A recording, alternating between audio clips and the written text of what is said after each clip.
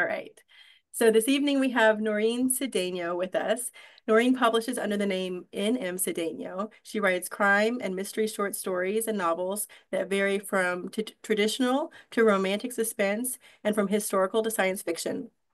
Her paranormal mystery series, Bad Vibes Removal Services, currently includes 2 novels and 15 short stories. Ooh. Her short fiction has appeared in anthologies and magazines, including Analog, Science Fiction and Fact, After Dinner Conversation, Black Cat Weekly, and Black Cat Mystery Magazine. Her short story entitled A Reasonable Expectation of Privacy tied for 3rd place for Best Short Story in the 2013 Analog Readers Poll. After writing 4 novels, she decided to focus on short story writing in 2020. Since 2021, 18 of her short stories have been published. Wow. Wow, that's Most recent, impressive. yeah, the most recent, Murder by Alternate Facts, appeared in March 2025 in the anthology Crime Utopia Chicka Chicka Boomba from editor John Connor at Murderous Ink Press. Noreen is a member of Sisters in Crime. You may already know her from there, where she has served as a chapter vice president and president. She's also a member of the Short Mystery Fiction Society, and I will include links to her blog and her website in the description when I post this video on our YouTube page. So Noreen, thank Cool. you very, very much for being with us this evening. Yay, I'm happy to be here. I have prepared a slideshow for y'all, and Yay. Yay. I know, because that'll make it easier for me to cover talking about writing short stories. I don't know how many of you write short stories versus novels, but yeah, they're very much different animals. I write primarily short stories. Yeah, so that's what I do right now too.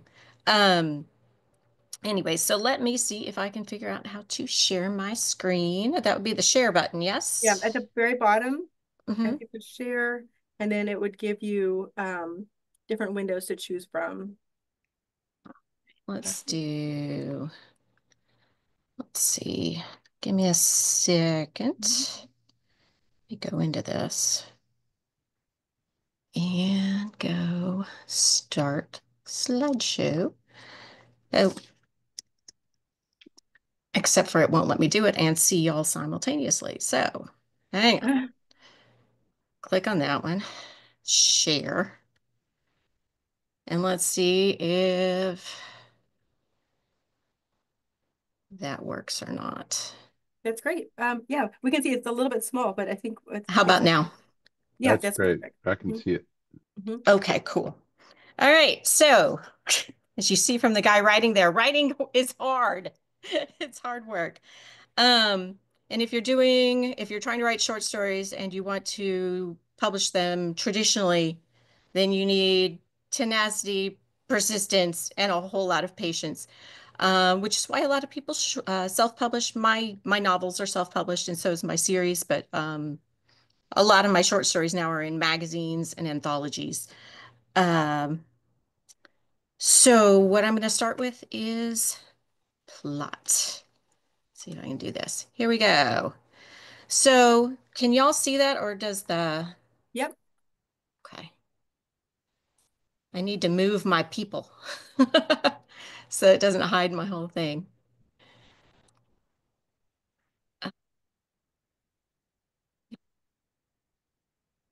Okay, there we go. All right, so most of y'all probably learned at some point in school that the plot of a story is exposition, rising action, climax, falling action, and then you've got conclusion, denouement kind of stuff at the end. Another way of saying that is you have a character in a setting with a conflict who tries and fails repeatedly to solve a problem as conditions worsen until the character makes a big final effort at the climax to resolve whatever their conflict was with a validation. So that is basic plot, which a lot of you probably already know. But to get published traditionally, you can't just write a good story with a good plot. It needs to be more than solid and it has to rise a cut above the rest of what everybody else, thousands of other people are submitting to magazines and anthologies. So, what you do to make your story rise is you choose a pivotal point in your character's life to set the story at. You choose to make your character not just say, I write mysteries. I mean, the character could go see a mystery, solve a mystery, your story's done. But that would not be enough. That would be not enough. You need to have something for your detective, for your protagonist, where they have to learn something about themselves. They have to make some kind of life-altering decision. They have to discover something that changes their world, changes their point of view. If you write for children, that's a lot easier because they're always growing and learning something new. For a child, it may be pivotal to learn to read, to make their first best friend, to so there are lots of pivotal points in people's lives. They don't have to be huge. They don't, I mean, they can be small, but it's got to be something that twines your character's understanding of his life and his world with your action plot. And that'll help create two plot lines moving through your short story to help it rise above just a story. I mean, a good story. So ask yourself, why this story? Why is this story important to tell? Because, like I said, a detective has hundreds of cases. Why is he telling this one? Anyway, to show that growth and change in your character through your story, what you can do is if you're seeing things through the protagonist's point of view, either first or third person, you can insert their thoughts about what's going on around them or their thoughts about what's distracting them from the case that's going on in their life. If you've got a narrator, say, again, I'm a mystery girl, so a Dr. Watson telling the story, then Watson's describing, okay, this is what's happening and this is how Holmes thinks, and this is what's happened to him that's changed how he thinks. So you try to weave the action plot with that pivotal moment plot in the character's life by interspersing a few sentences here and there through your story. Now, with a short story, the vast majority of the magazines and anthologies, they have a word count limit that's 5 to 6,000 words tops. Those are the longer ones. You don't have a lot of room to expound. Mhm. So things have to be done very briefly. So you give your character these moments of thought, these moments of realization with the action plot to help them, to help show what they're going through at the same time as the plot of the story is happening. As I said before, it doesn't have to be a complex thing.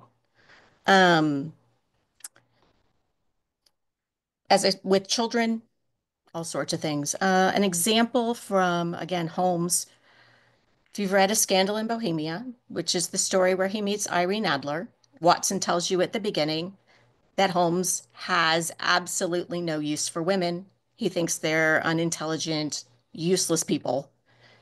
And by the end of the story, Watson tells us Holmes has been beaten by this woman, Irene Adler, and that now he refers to her as the woman, which is a title of respect.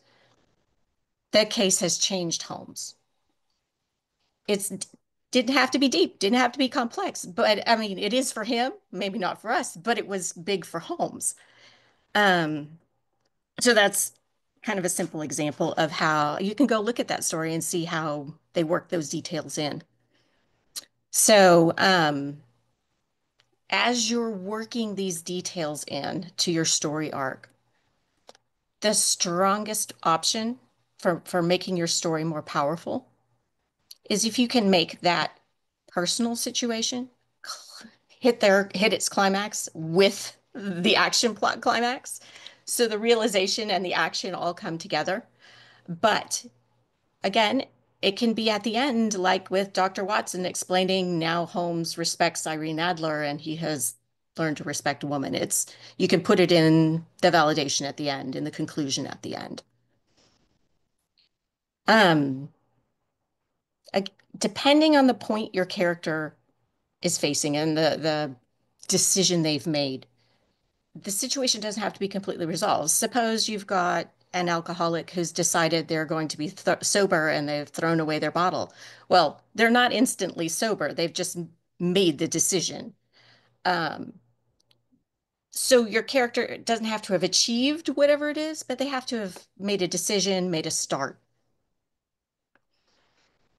Okay, so in short stories, because you've only got a very limited number of words to work with, you you have to be very, very solid with your character development in very few words.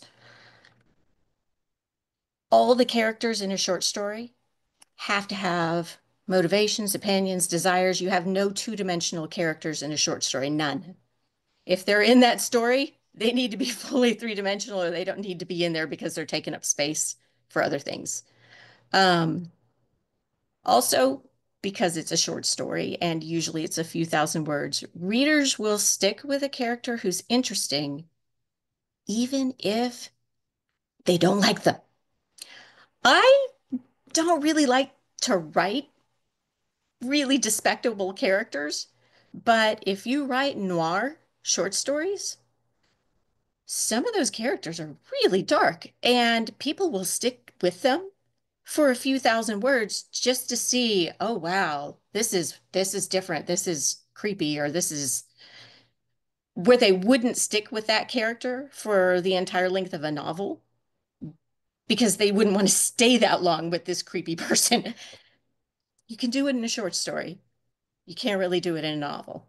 Not as easily anyway. Um, all right, let's see here. So every single character in a short story needs to live and breathe and be fully three-dimensional. Okay, let's see where I am. Setting.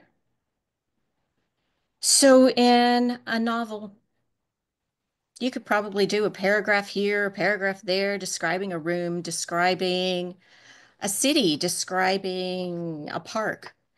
You can't really do that in a short story.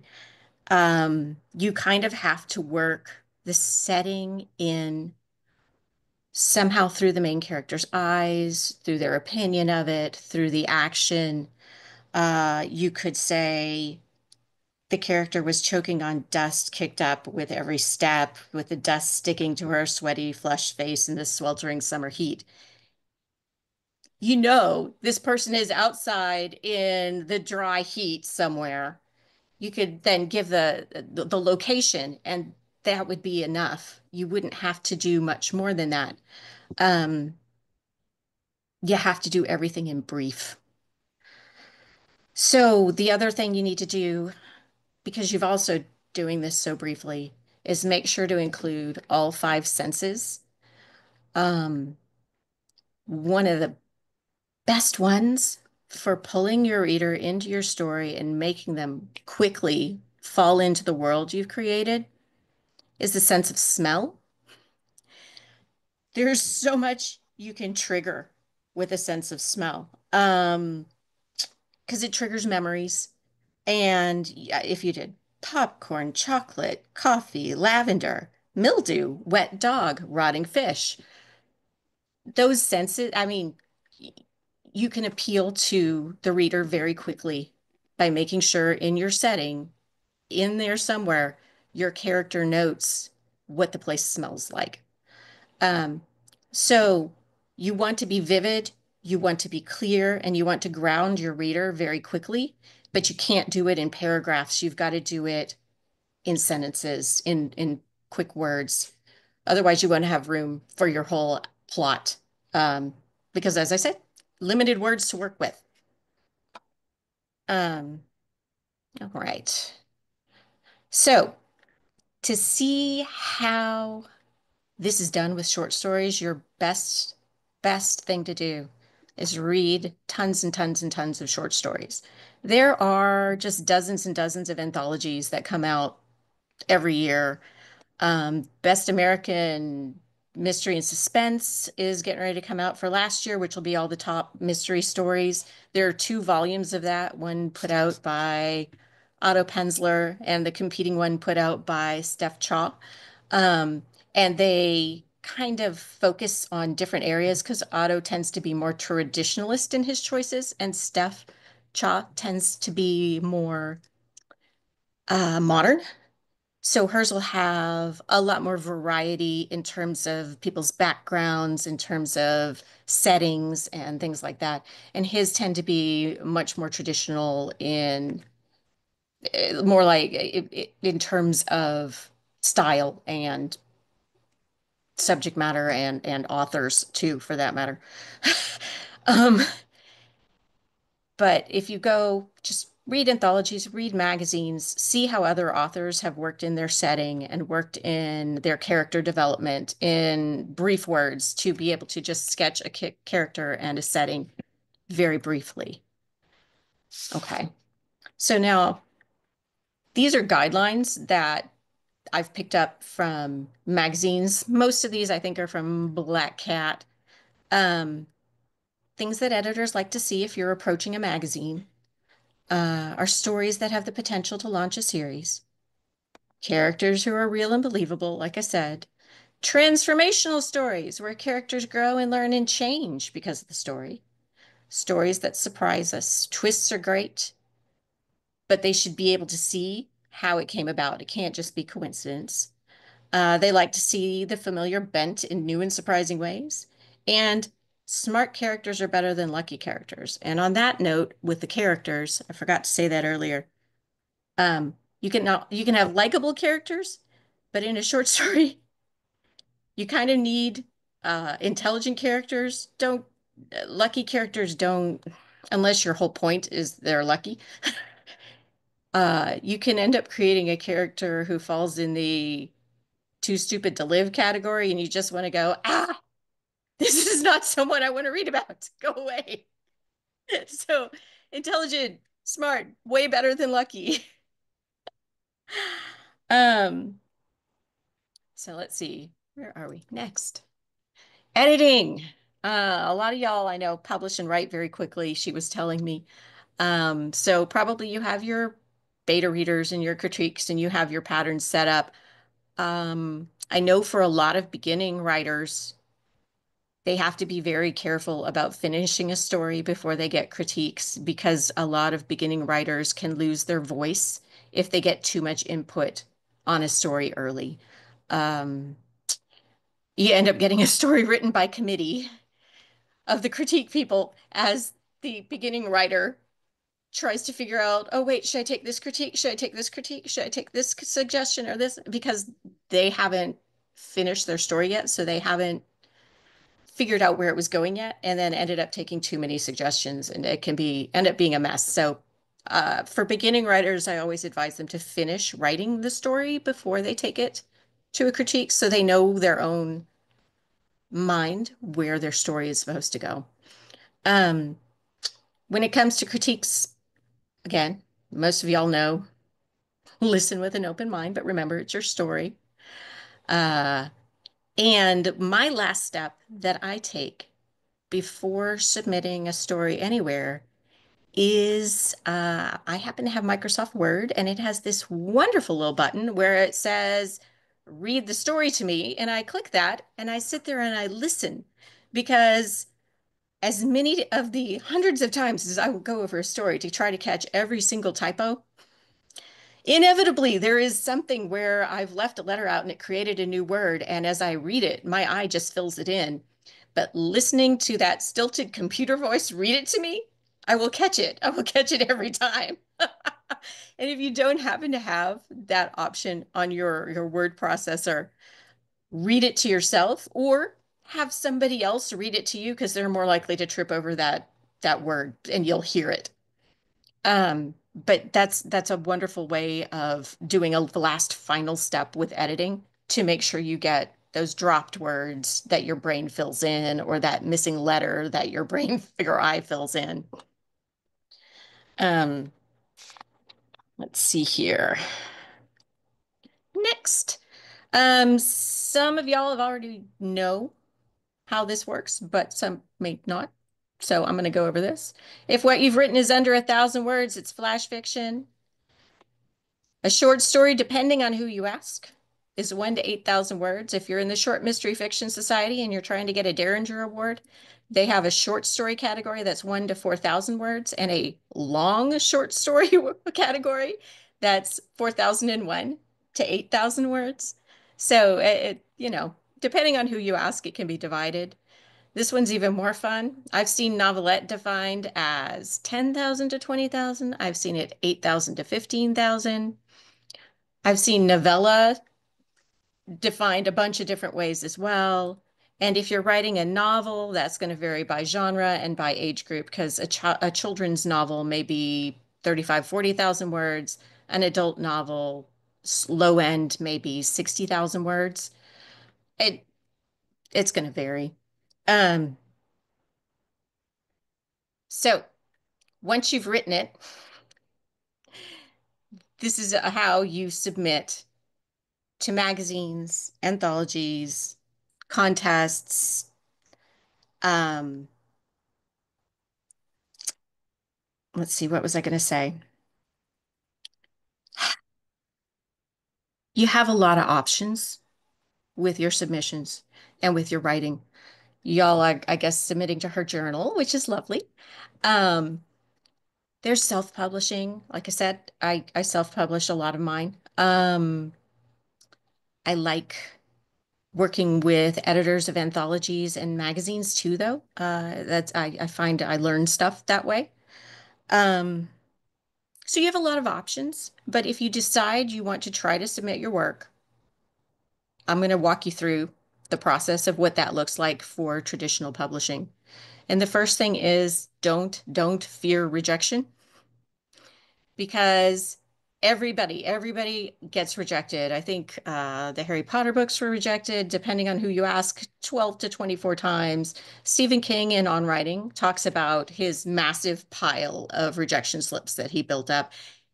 Every single classic out there, you could probably Google and find out how many times it was rejected before it was published.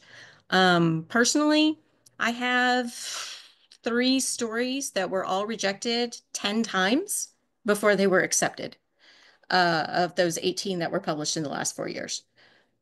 It's just how it works, because when you submit to a magazine, when you submit to an e-zine, you don't know if the editor has just accepted a story with the exact same setting and a character in a similar situation a week before, and oops, your timing is bad.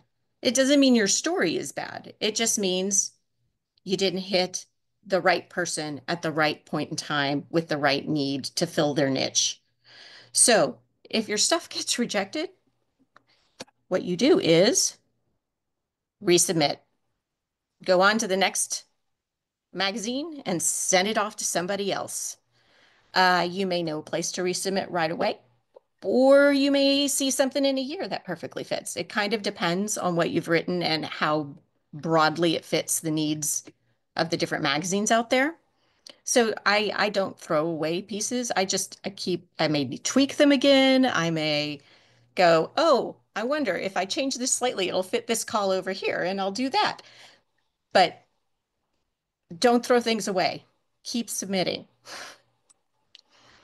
All right. A lot of people, again, and I'm going to harp on this because a lot of people get very down on being rejected. I keep telling them, though, it's not a failure. Failure is when you stop trying.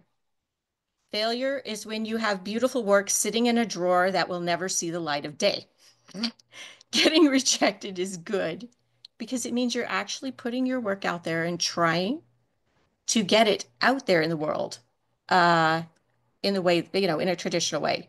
As I said, if you try and try and try and you decide, I'm done trying, I want to do it my way, you can self-publish. That's your option. That's fine. But it's not leaving it in the drawer, never to see the light of day. All right. Next, see if I can get that to go. Okay, so these are examples of what rejection letters look like. I have, I don't know, hundreds of them easily. As you can see, this one's perfectly polite. They thank me. I didn't make the cut. Oh well, is how it goes. This next one's from Hitchcock Magazine. It's a very basic one. I probably have, I don't know, 20 or so with these exact words, with just the missing the title being different.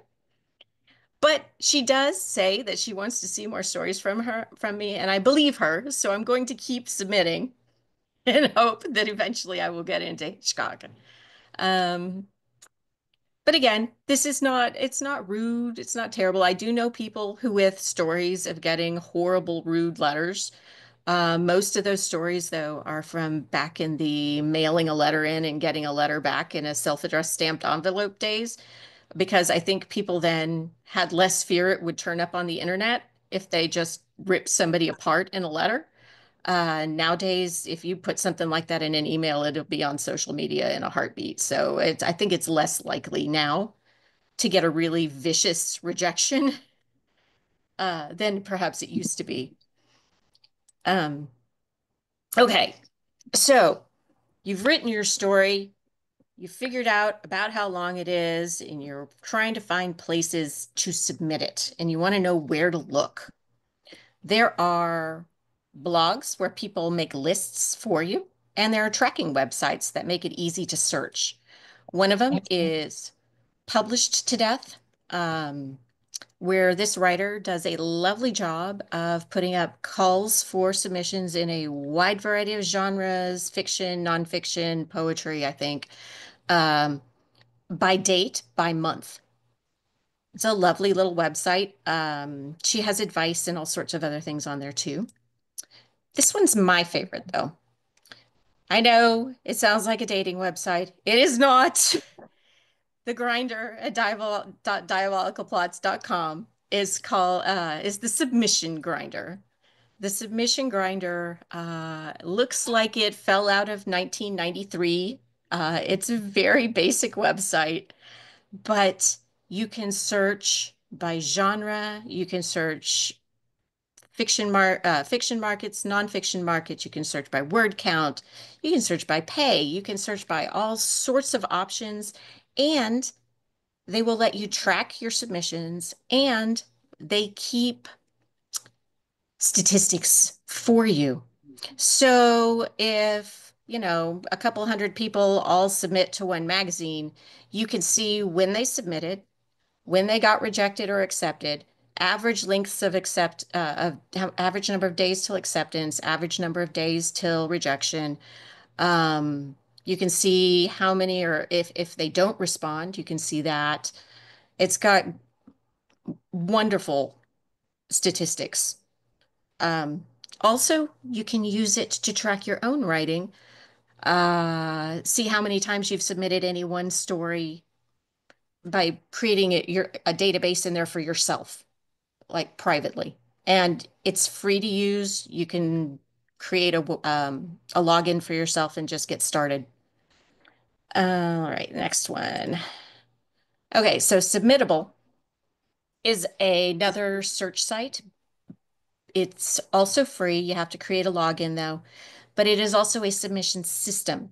So some of the magazines and heck, I think they've even got essays and screenplays and all sorts of different things on there. I think photography too. Some of the different calls on there, you submit through Submittable, and you will get your emails back through Submittable. So you can log into Submittable and it'll show you, oh, this is still pending. Oh, this is in review. And then you can see you have a message, and you can click and look and get a message from them saying we've received your story and we expect to have it reviewed in however many days. So that's Submittable. And then there's Duotrope. Duotrope is a professional site for searching and finding uh, calls for publications. It has a fee. I think it's $50 a year, which I'm cheap. I don't use it. Some people love it, absolutely love it. So, whatever works best for you, uh, you're welcome to use. Another place to find places to submit your work are the various writers' organizations. Science Fiction and Fantasy Writers of America, Mystery Writers of America, Romance Writers of America, Society of Children Books Writers and Illustrators, Short Mystery Fiction Society, Sisters in Crime. A lot of them have they'll inform you about calls. They'll inform you, like the Short Mystery Fiction Society that I'm in has a groups.io chat page, and attached to that they have a files section where you can go in and it'll have every call that they've been made aware of by date.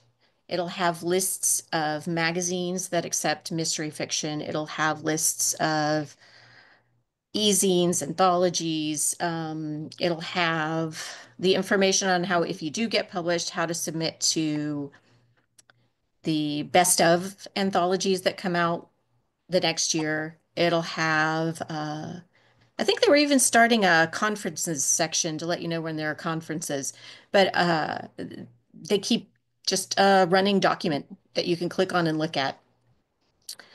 Mystery Writers America, I think, has an approved publishers list that you can click on and see. I don't know about the romance writers, I haven't looked, but a lot of these organizations can help you find where to submit your work. And belonging to them can help you get accepted because, like on the Short Mystery Fiction Society, the editors pop up on there with their calls, and you can actually chat with them through, like the message board and meet people. Okay, so now that you've gone through all of that, you might find, 30 calls that fit your story. How do you figure out where to send your story first? And my recommendation is always start at the professional level of pay. So I sort by pay level, and whoever pays the most, I submit to first. Because if you've got a great story, you want to get paid the most for it. Why start at the bottom with the semi-pro or the token markets? Start at the top. Um, but that's for, oh, this is a professional magazine. I recognize this magazine. My work fits. Yay. For contests that you've never heard of, for unknown markets that you've never heard of, there are markets that pop up overnight and vanish just as quickly. There are contests that charge massive fees and then never declare winners. So there are quite a lot of scams out there in the writing world. So you really, really, really have to be careful when you're sorting through all these markets that you may not have ever heard of. They may be perfectly valid markets, but you do have to do your due diligence and make sure that they really are legitimate.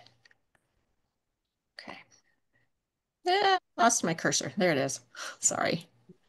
Okay, so do your due diligence just like you would with your plumber or your remodeling service or any other thing.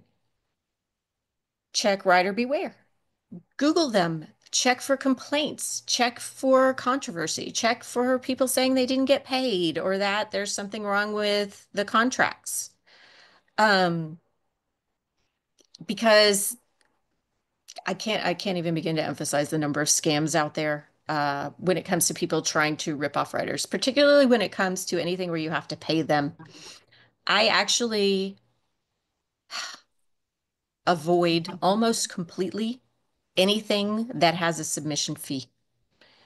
There are plenty of things out there that don't have submission fees that the money should flow to the writer.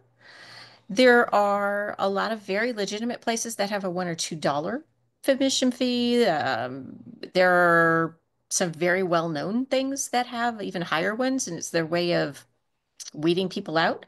But as long as I have enough to submit to that I can keep going on no fees, I'm going to do that because it's a waste of money to me. Um, all right. Let's see what else I was going to say about that. I feel like there was something else I'm missing. Give me a second. I'll look at my notes. Oh, yeah. There are a great number of places that would love you to write for exposure for free. It, it it's generally just not. It's generally just them ripping you off, getting your work for free, getting your work to so they can earn money off of you. It's generally not a good idea.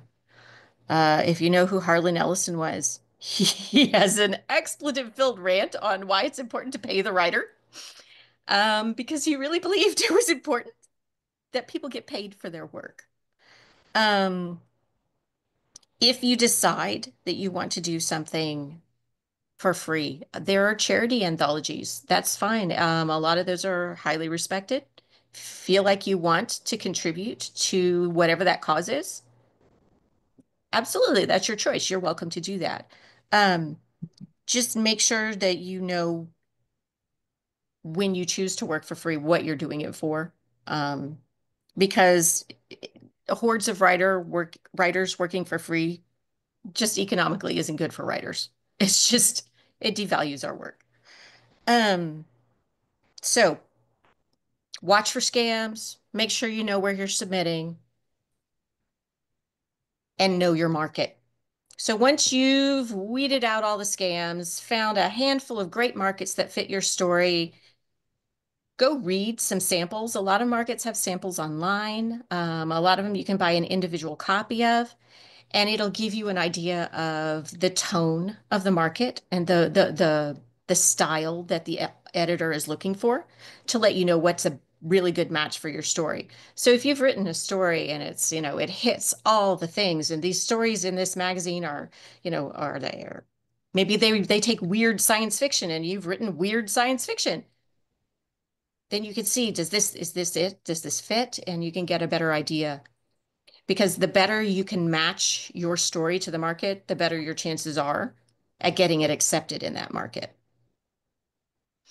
So match it, the niche, the tone, for a better chance at publication. All right. So now you've matched your markets up. You've got the top one that you want to go to with the highest pay that fits everything. It checks all your boxes. So you go into that market's webpage and you read their submission guidelines. Some places will take simultaneous submissions, which means you can send your story to multiple places at the same time. Other markets will say specifically on their submission guidelines, do not do this. And I don't, because I know the one time that I submit to two markets where one of them says not to, both of them will accept it, and you'll have to go to one of them and say, I'm sorry, I sold it somewhere else. And that will absolutely burn you with that editor. That editor will not want to work with you ever again. So if it says no simultaneous submissions, just don't do it. For that reason, I'm also careful about where I'd like to look at the submission grinder to see how long the response time is. Um, because the response times for Hitchcock, for example, it's over a year right now. It takes them over a year to get back to you. Ellery Queen's running around a month. So if my story fits both of them, it's going to Ellery Queen first before I make it sit at Hitchcock for a year. If it doesn't get accepted at the first, which I've never landed one there. I hope to someday. Those are the top of the mystery market, and they're very, very, very hard to get into. Um, anyway, back to the guidelines. Most markets also don't allow you to send in multiple stories at the same time. Usually, you can only send one or two one at a time. Hitchcock, I know a lot of people who have multiple stories sitting in that year-long queue because you can do that there. Because the wait time is so long. If you have one every 3 months, then I guess it feels like it's not taking so long to get a response back. But other places, they're like, give us your best and only your best, nothing more until we say you can submit more. Some of them will even say, wait 30 days after your last rejection or acceptance to submit again. So you have to follow those rules, or you can be blackballed, which you probably don't want. So more submission guidelines. Uh, William Shun's manuscript format. If anyone is not familiar with William Shun's manuscript format, that is what pretty much everyone will look at that and go, okay, that is the professional formatting for a manuscript. If your submission guidelines do not list how they want their manuscript formatted, chances are you should submit it in Shun's format. So to find that, you just Google William Shun's manuscript format, and you will find this essay with uh, personal information in the top left-hand corner, the title a little farther down below that, the byline, and then start the essay or the story or whatever it is. And in the manuscript, in the essay, it will tell you paragraph by paragraph how to format your story or your essay, what fonts are acceptable, how to do spacing, um, how to do the page numbers, everything. It's William Shun's format if you want to look like you are a professional writer who knows how to format your manuscript. More on submission guidelines. Some markets will give you very specific guidelines on I want my margins like this, I want my spacing like this, do not use this word or that word. I've seen some that say don't use already, make it all and ready. Don't use these words, don't use that. It's just some of them really do make you jump through hoops. Make sure that you've cleared up all those grammatical and typographical errors. Remember what I said about listening to your story, because that's the best way to find a lot of those. Um, you want to appear very professional when submitting and when working with an editor. And that means your manuscript has to be in a format that works best with a lot of the publication software today. So you need to know how to use your word processing program. Back in the day of typewriters, you used a tab key to start every paragraph. If you use a tab key today, you will piss off so many editors, I can't even begin to tell you, because it messes with the coding somehow in ebooks and printing things online. And it just, yeah, don't ever, ever, ever use a tab key. Don't use a million spaces to center. Do not put two spaces between sentences. That went out a very long time ago. Just don't do it. When you submit the manuscript before you send it in. If you're in Word or back in the day, WordPerfect, you have a button where you can reveal all the codes. In Microsoft Word, it looks like a little paragraph symbol. You can see every time you hit the space bar, you can see every paragraph break. You can see any accidental anything, and you need to clean it up. Clean up all the extra spaces. Clean up all the extra returns. Make sure your manuscript is as clean with the coding visible as it is without it. The vast majority of the markets I've come across really want Word documents. Now you can use, what is it, Libre, or some of these other open source documents to make a Word document. That's fine as long as when you submit it, it's in that docx or doc form. So whatever word processing program you're using, make sure that you can use it to produce the format that the submission calls for. All right, I've seen RTFs even ask for, but okay, so most submissions, they want you to have a cover letter with it. Cover letters are really, really simple with short stories. Unlike with novels, if you were submitting those to like an agent or something, usually you have to have a summary of your story in there. You don't need that in short stories. In short stories, all you need is the title of your work, your word count, your publishing history if you have any, and very, very briefly, a line or two, a couple lines at most. If you don't have it, don't worry about it. A brief biographical statement. Some have Some request this, some don't. If you've written, say, an airline story and you're a former pilot, tell them that. If you've written a story set in an ER and you're an ER nurse, tell them that. Um, it doesn't have to be anything huge. If you are in any of those professional organizations, include that in your letter because it tells them that you're learning your craft, you're learning the rules of the publishing world, and that you know how to be a professional. All right. So now you've got your cover letter. You've edited it, you've formatted it, you're ready to submit it. So then you can look in the submission guidelines and see how they want you to submit it. Some places want you to attach your document to an email and send it with the email being the cover letter. It's very straightforward. Some places will have a fill in the form, copy and paste your cover letter here, type in your title here, type in your word count, type in your genre, copy and paste your entire story into this box right here. I've seen that.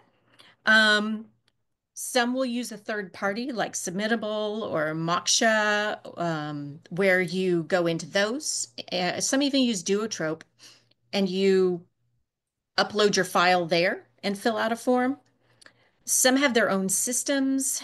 Hitchcock, Ellery Queen, they have their own tracking system that you can log into and create a login for. So find out what they want you to do, verify your file format, verify what they want, and then send it off or hit submit. So then you've submitted your work. Some markets absolutely will not respond. You will never hear a word back from them. You can query them after a certain amount of time if you want, and you may get a no, thank you. I don't know why. I find it kind of rude, but they claim it's because they get so many, they just can't be bothered to respond to all of them. Some, like Hitchcock, will take a year to respond. Others, I've seen sci-fi magazines respond in 8 hours or less. Like I submitted it in the morning and I got the rejection by dinner. Like, wow. Um,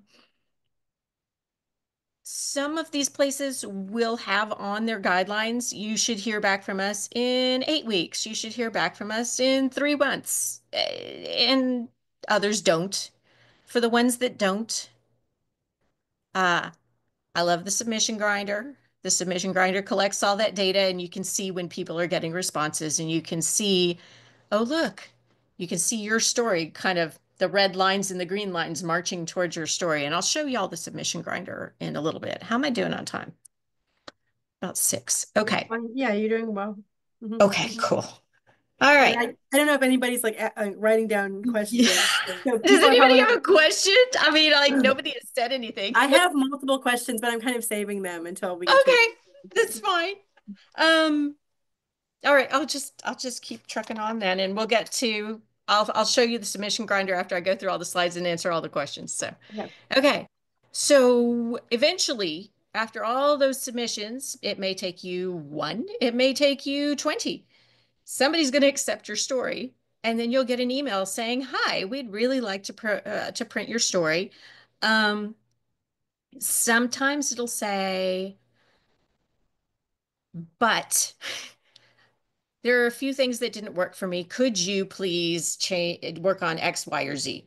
I had an editor, it was Stanley Schmidt for the story I had in Analog, uh, tell me, and that story it was sociological science fiction, but it was hard sci-fi.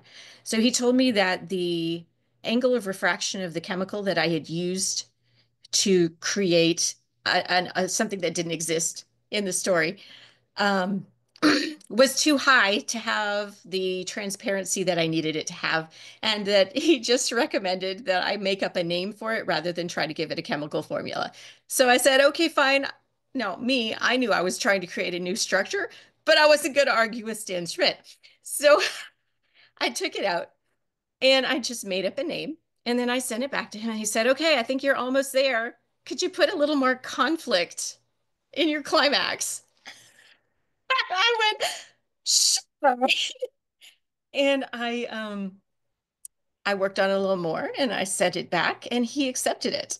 But frequently your acceptance is going to be contingent on you making those recommended changes. Sometimes you'll get an email that say, "Hey, we'd like to publish your story. We really like it. We'll send you some edits in a little bit."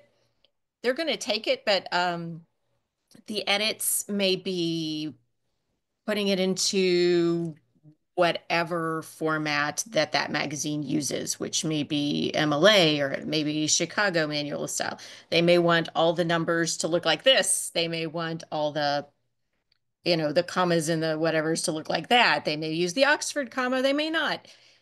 They'll change it all and they'll send you back a Word document with track changes on. And if you do not know how to use track changes in words when working with an editor, you really need to, because they're going to expect you to be able to do this.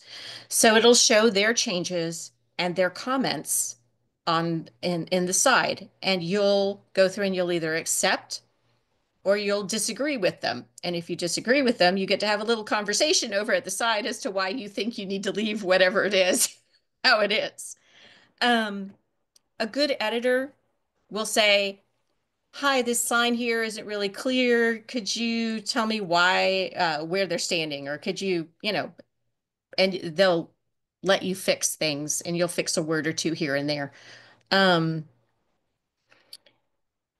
so your changes from your editor, they may be commas, they may be add more conflict to your climax. It may be a little more difficult, but you send the story back and hopefully they accept it. And then in all of these interactions, just be sure and be professional. Even if you disagree with the editor, be professional about it, be polite. Um, most of them are happy to work with you.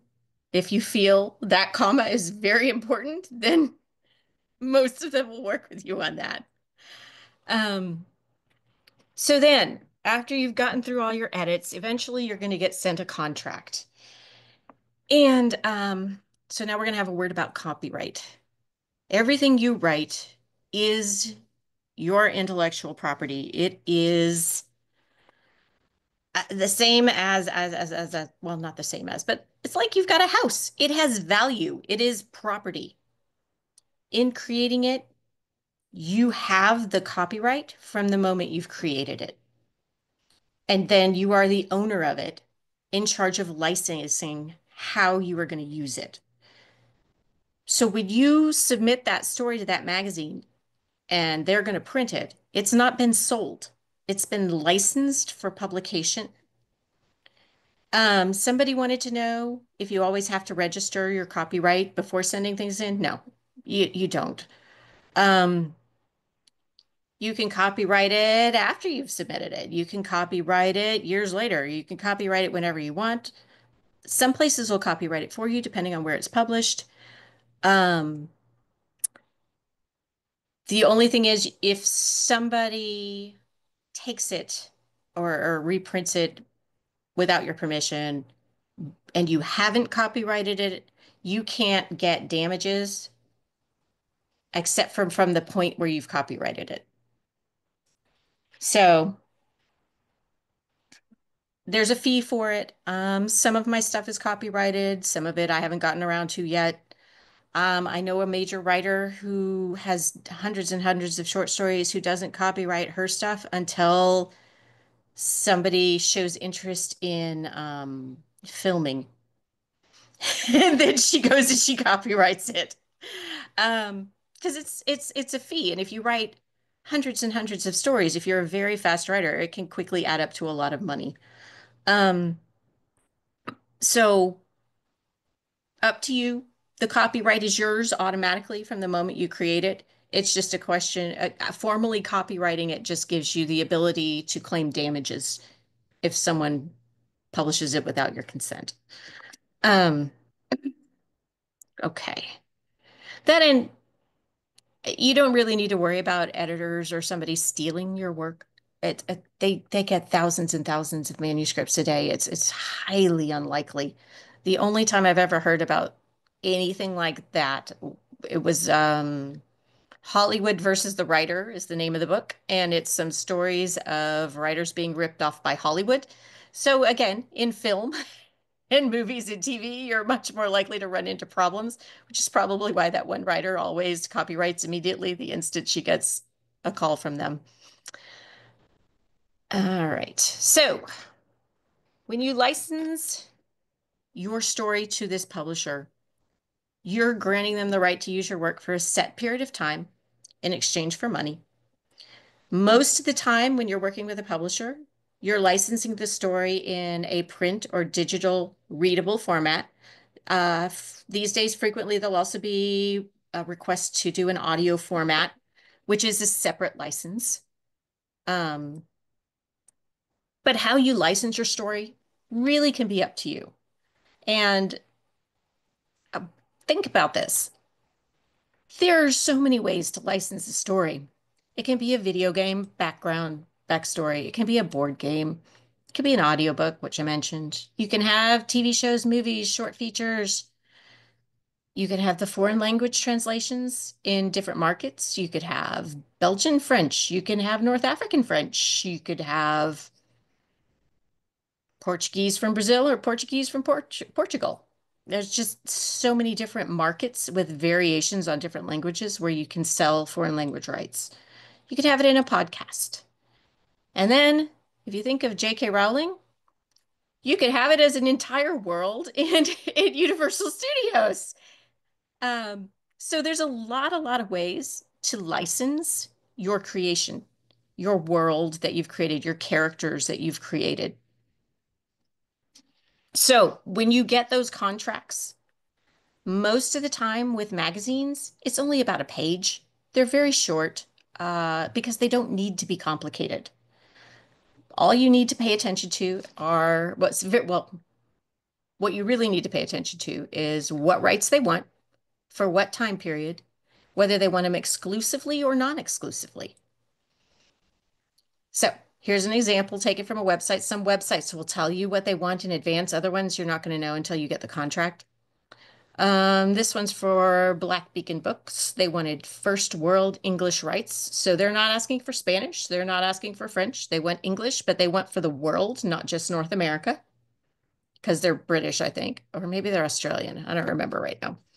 All the rights revert to the author after the release of the publication. So then they want just non-exclusive rights to keep the book in publication. They don't want exclusive rights after it's published.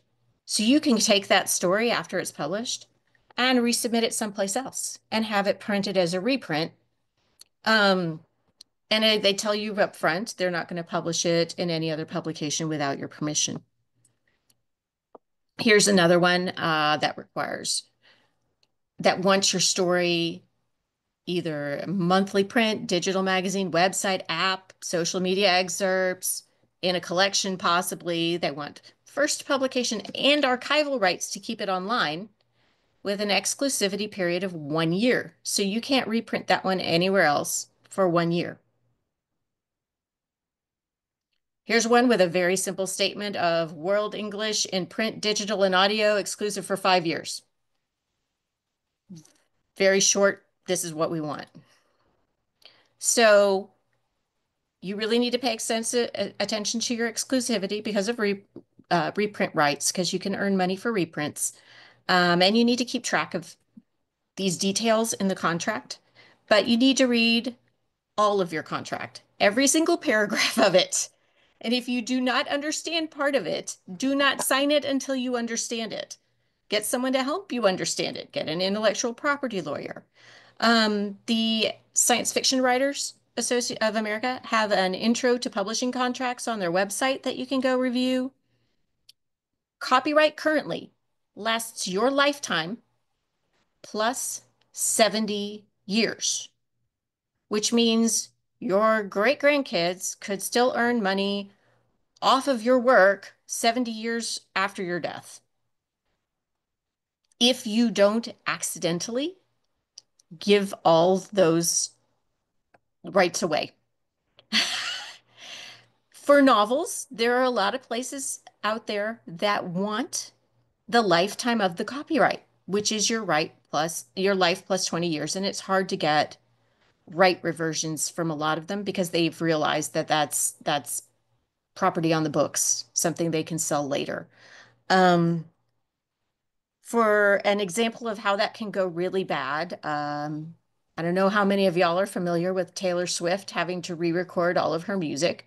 She had to re-record all of her music because when she was, I don't know, 17 or something, she signed her first contract and all of her masters, the ability to sell the songs from the master recordings of her works was sold in the contract for the lifetime of the license, for the lifetime of the copyright. And the company she was working with then sold those licensing rights to someone she hated.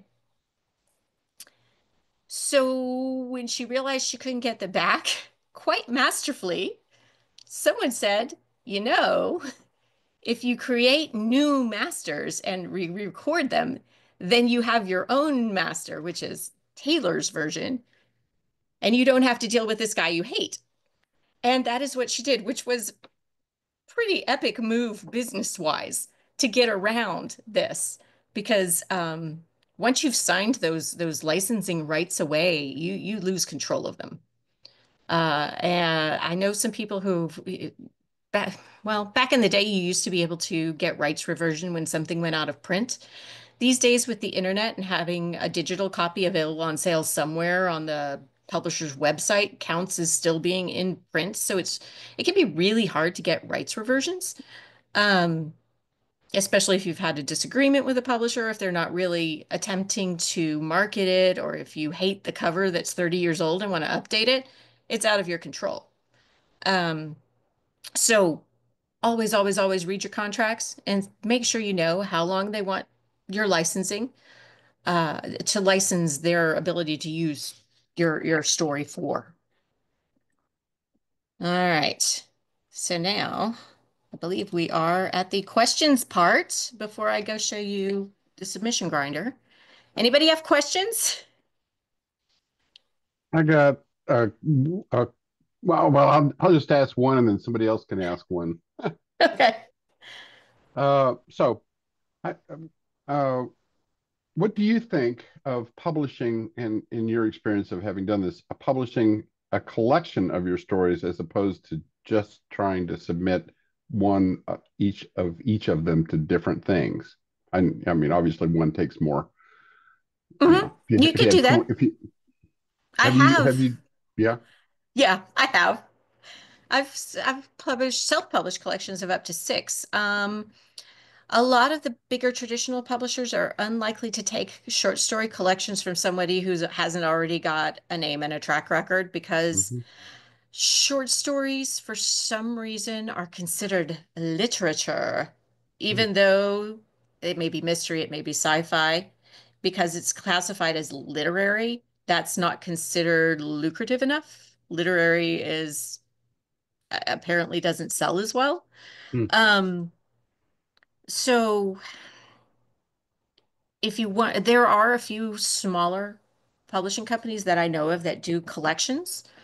Um, and if I were going to do a collection, I know where I would send it. I'd probably go to Level Best or I would go to uh, Down and Out, which are a couple of the smaller publishers that do handle collections for authors. So it's Great. doable. You can also self-publish collections, the same way you can self-publish novels. Huh. Thanks. That's Mhm. helpful. I've got a question. This goes back to the beginning of your talk. Sure. The three-dimensional character. Yeah. The three dimensions are. Make sure he has a This is Huey, personality and Dewey, and is not, Louie, or make sure he's not flat as a board and, right? with no real personality. Okay. So tell me, he's a weaselly, slimy person with a hawk nose and slicked back hair with grease dripping down his neck. And through his talk, show me how he behaves, show me what he sounds like. Make sure everybody has personality and motives and reasons for their action other than he's the villain. But he loves his Other, mother. Okay, so the first two are basically his appearance, and then the third dimension is basically his motivation, and his personality. his Yeah. personality. Okay, all Yeah. right, thank you. Yeah. Okay, got it. I have a question. Yeah. When you are starting to write a story, do you look at contests, publishing opportunities before you start writing, with those goals in mind, like this magazine is looking for something or other, and you're kind of writing with those goals in mind, or are you just writing stories that you want to tell and then looking for publication opportunities that match your story afterwards? Both. Both. Because the Short Mystery Fiction Society keeps a document and you can see, oh, look, there's a call for stories about this subject coming up, or there's a call for stories about set in this location coming up. I can look at that and decide, oh, wait, I've got an idea that might fit that. And then I can go write it and I can check their guidelines and see how long do they need it to be? When do I need to submit it by? When do I need to have it done by? Um, and then, yeah, I'll absolutely try and submit to calls. Open calls for submissions is what those are. Hmm. And there are lots of them. There are lots of them. I also just sit down and write stories, and then I'll take those and I'll find markets for them after the fact. In writing novels, they usually advise you not to write to a trend or a fad because by the time you're done, it may be saturated. It's kind of Yep. the same with short stories.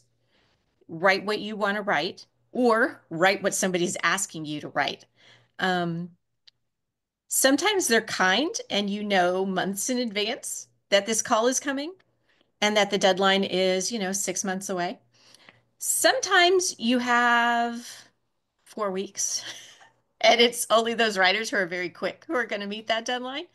Um, so it kind of depends. Or I may see a call and I may not have time to get to it, but might later go write something that it made me think of, and I'll submit it someplace else. So, it depends. A lot of my stuff right now,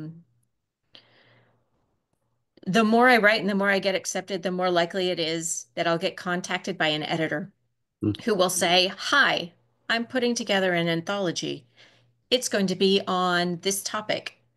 Would you be interested in contributing a story?" And that's happened a couple of times. I had three with deadlines that were December 31st of last year that I had to fill out that I met. That there were all editors contacting me. I've got one that I just finished writing that's due April 31st. That's on the theme of crime at carnivals. Uh, that's going to be an anthology. It specifically says no children may be harmed. So other crimes at carnivals. Good. Um, so some things I write because I feel like writing them. Some things I write because I've been asked to write them. Mhm. Yeah. I have a question. If you can't use the tab key, how do you indent your paragraphs? All right. Are you using Microsoft Word? Yes. Okay. So do you see the styles section? At the top of the board there, it says style guide or styles. Yes.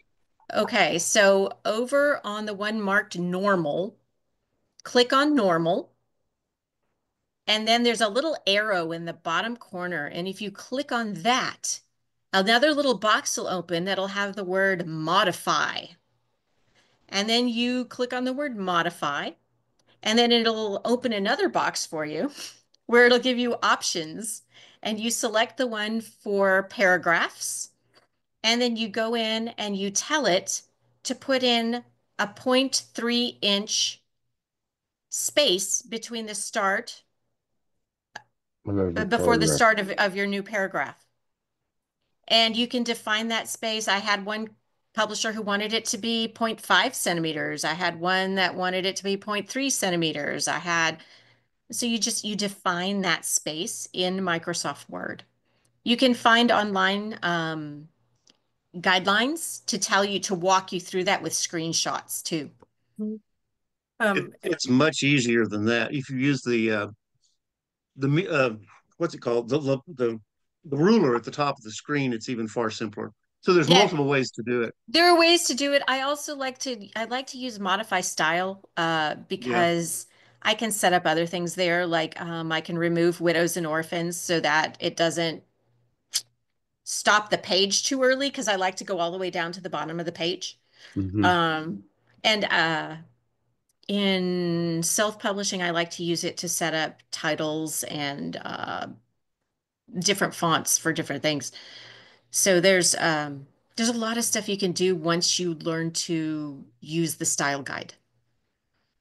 And if you guys want, next week, we can always, I can share my screen, and if anybody else wants to share their screen, and we can show, because we might all do it different ways like that, but I can show you on mine how I do it, and if somebody else does it a different way, we can take turns showing each other how to do that. Yeah. Mhm. Good question. I will say that Todd is a master. He is. He helped me tremendously because I knew nothing about formatting. I'm not a master, but I've been doing this for 20 years, so that helps. I've been writing that long, but I haven't been formatting very long. Anyway, yeah. Oh, can I ask one more Thank you, question? Sherry. If you're using the name NM Mhm. Cedeno, I guess I wonder at what point do you say Noreen and at what point do you say NM? Like if you're submitting, do you refer to yourself? Oh, Yeah.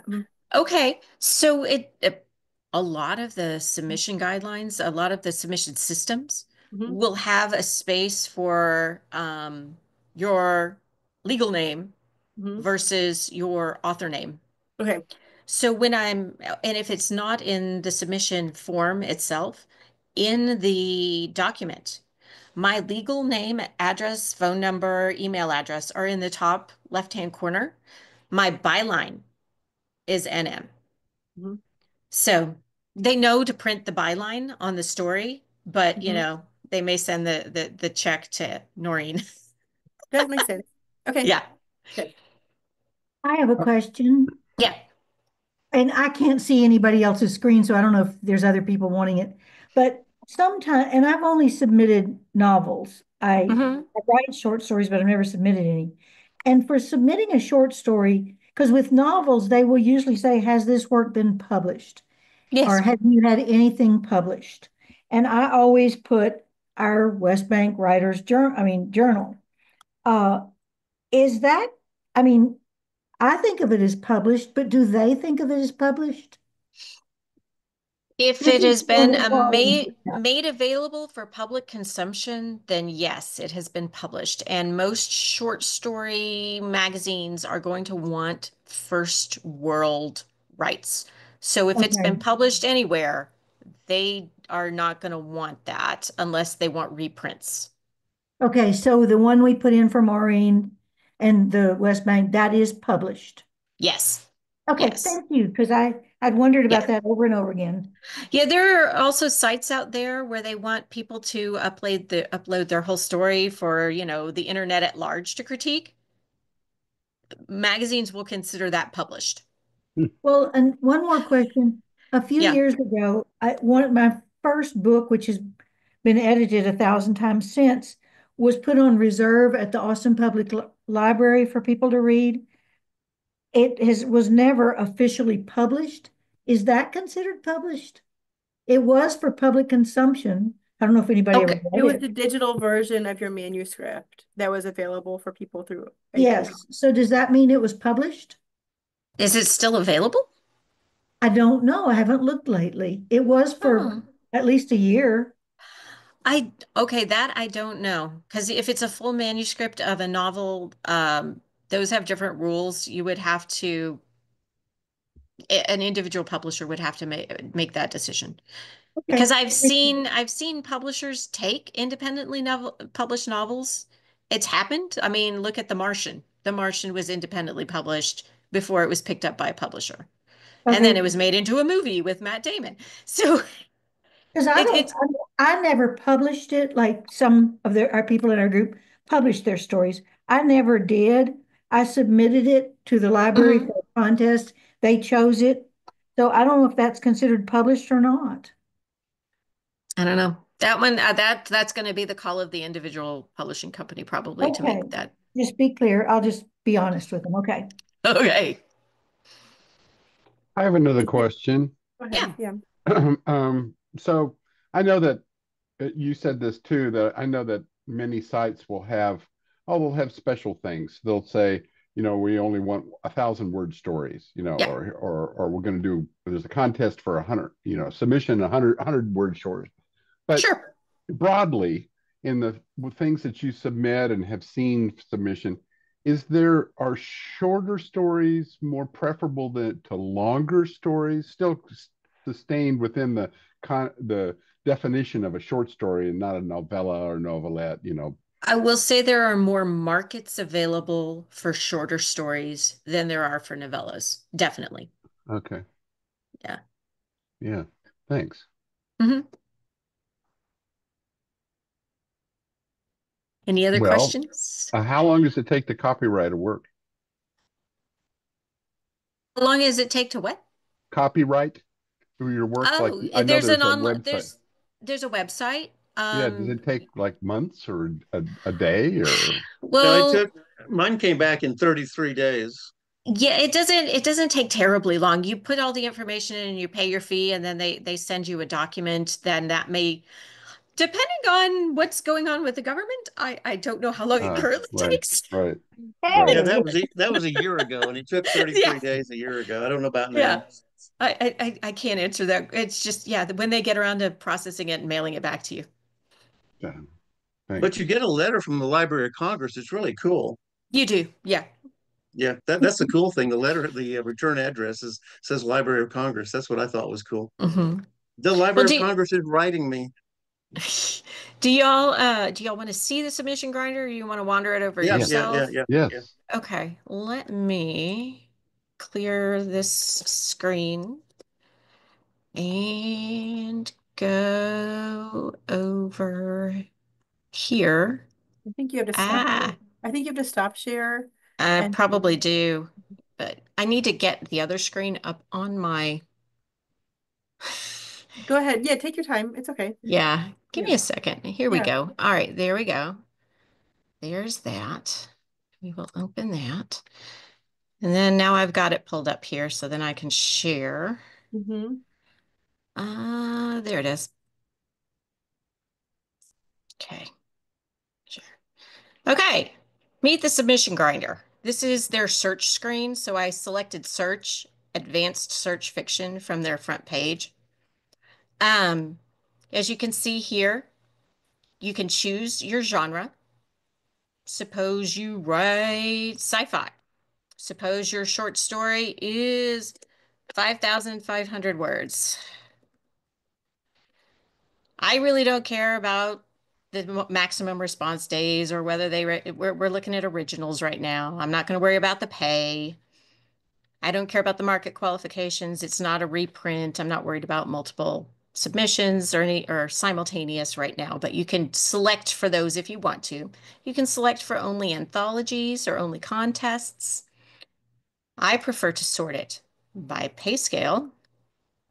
And then down right here in the exclusions, I prefer to remove this check because some markets open and close once a year. And if you never happen to click on this while they're open, you may never know they exist. So I want to see the ones that are temporarily closed. Now, suppose I wrote a space opera in my science fiction. So I can put that search term here to match it. And then I hit search. And you don't have to be logged in at all to do this. You can just go That's there, cool. put in your specifications, and then it'll say this or some other crazy thing while it pulls up stuff from the database. I noticed you put in 5,500 words. Is that the max? No, that's pretend story. That's a pretend story that I've written. That just is what your story happened to be. Yeah. That your got it. If you wrote something 7,000, put 7,000. If you I wrote got it. Got it. 4,000, yeah, just whatever you've written.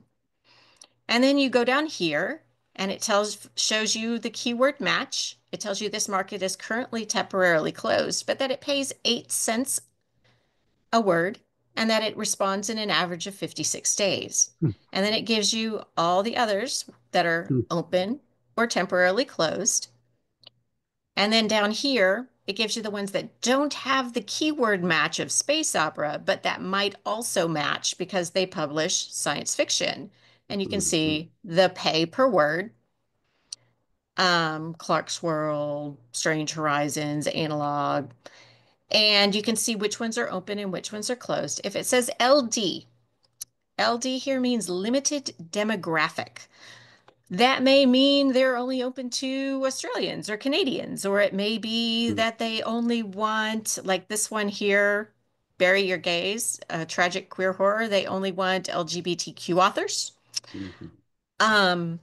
You can click on it and see. So if you want to look at, say, Asimov, it gives you a description of the market. It tells you what genres they publish. It tells you what lengths and what they pay per piece.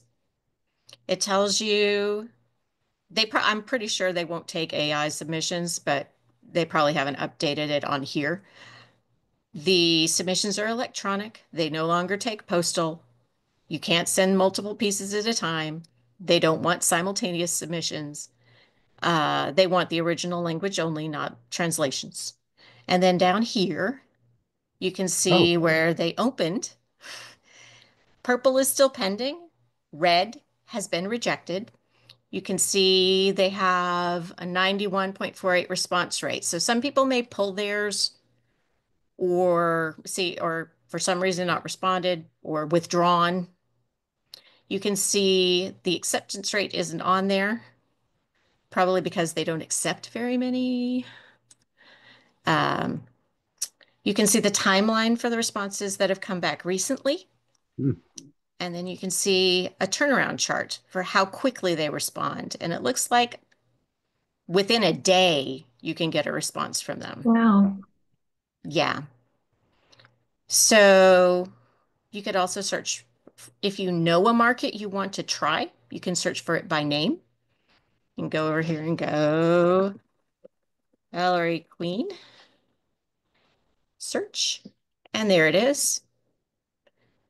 And you can see their statistics. Green means accepted, red means rejected, purple means still pending.